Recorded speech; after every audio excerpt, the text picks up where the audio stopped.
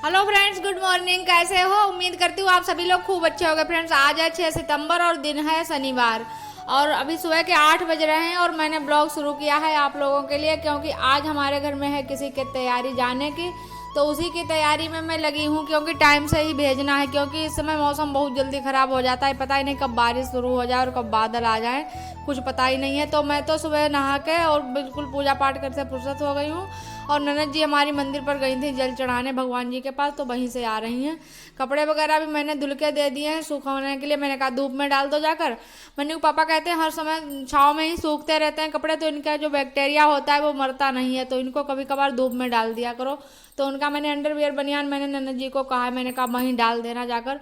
अब इनके जब कपड़े सूखते होंगे तो बंदर से बचे भी रहेंगे। बंदरों की वजह से मुश्किल है। वैसे धूप में कपड़े सुखाना ही बहुत ज़रूरी होता है, लेकिन क्या करें, मजबूरी है सामने।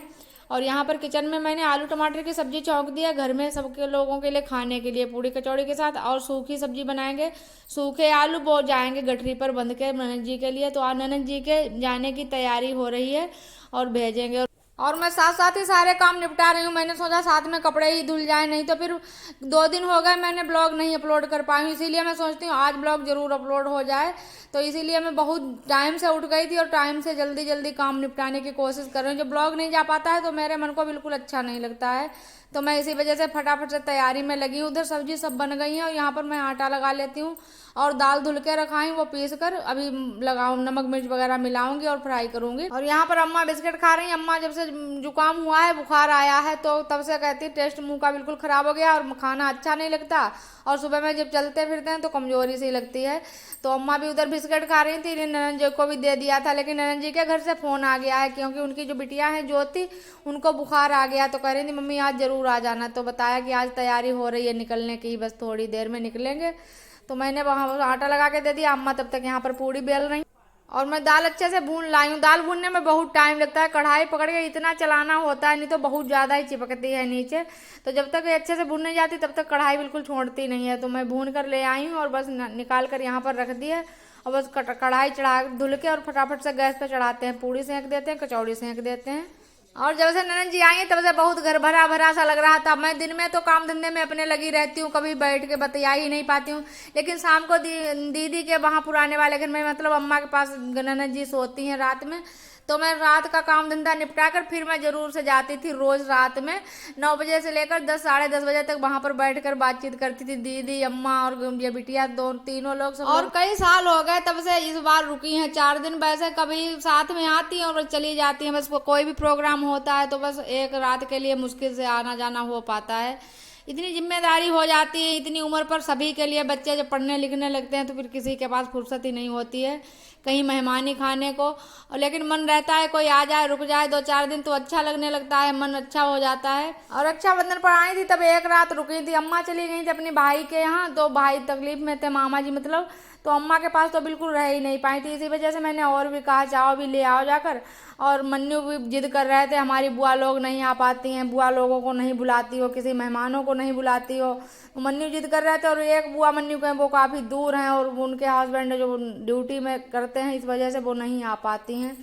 तो इसी वजह से फिर मैंने कहा चलो इनको बुला लाओ जाकर।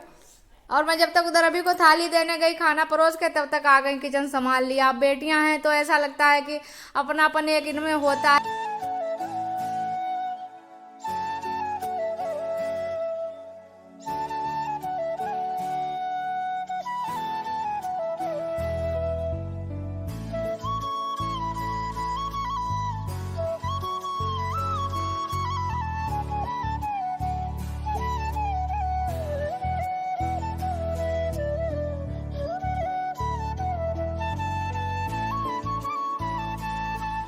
और यहाँ पर मेरा खाना बन चुका है, पूड़ी कचौड़ी सब सेंक के मैंने रख दी है। बस थाली लगा देती हूँ, ननद जी के लिए भी खा लें। और अभी भी कह रहे हैं जल्दी मम्मी भेजो, टाइम हो गया, 10 बजने का टाइम हो रहा है करीब। तो मैंने कहा चलो जल्दी जल्दी बस तैयारी करते हैं, बस छोड़ कर आते हैं। अभी इनको अभी नहीं गए खेत पर, पापा इनके गए हैं और मन्नू गए हैं खेत पर। इस समय काम रहता है थोड़ा बहुत खेत पर। और मन्नू आज सुबह उठे वैसे ही चले गए, चाय तक नहीं पिए। तो मुझे बार बार याद आ रही मन्नू होते तो खाते। अम्मा फ्रेंड्स इधर बांध रही हैं बिटिया के लिए पूड़ी का, और इधर हमारे अभी तैयार हो गए हैं। जब से अभी बड़े हो गए बड़ी आराम हो गए। कैसे इनके पापा को हर जगह जाना बुलवाना पड़ता था। अब अभी बड़े हो गए हैं, आराम से जब चाहें तब बुलवा लें और जब चाहें तब छुड़वा दें। बहुत आराम। तैयार हो जाओ फटाफट से।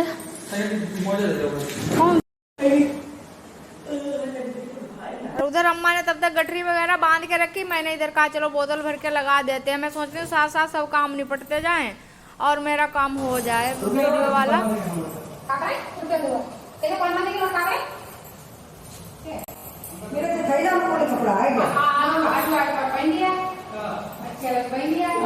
बहुत नीचे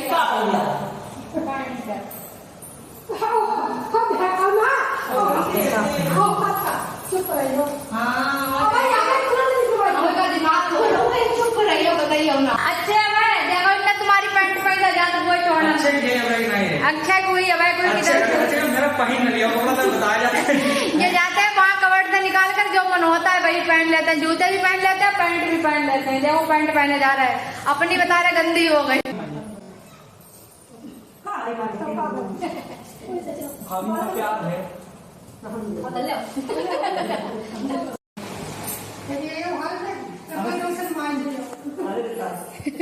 लो एक ज्यादा ट्राई बहुत अच्छी है, अच्छी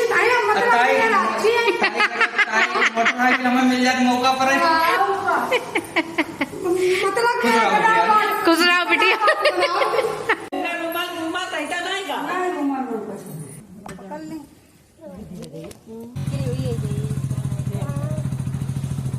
बिटिया जाती है कुछ विषय नाम है क्या आंसू बहाई लो करो।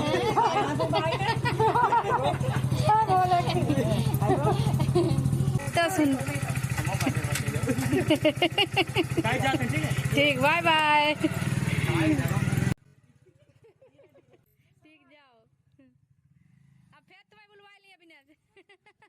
अम्मा की बिटिया चली गई, लेकिन आजकल कोई परेशानी नहीं, सब बिटिया अपने घर खुश, अम्मा अपने घर खुश, सब खुश।